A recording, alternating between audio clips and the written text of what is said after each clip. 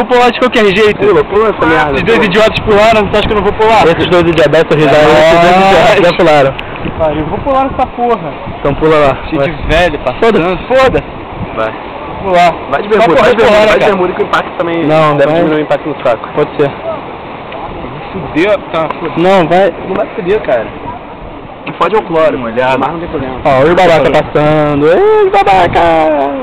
Eu tô molhado pra caralho. O Michel não tá atendendo o celular. Ó, aqueles dois doidos ali embaixo, aqueles dois pontinhos ali, são dois árabes malucos loucos. Ai, Renan. Aí, esse é o Rami. Tá cagado, cara. Ele tá meio cagado. O que acontece? Ah, tira o arco.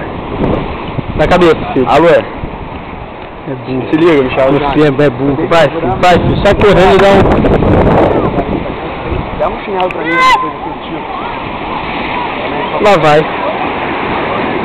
Caralho, tô muito longe. Tá. É porque, porra, o cara tá brincando.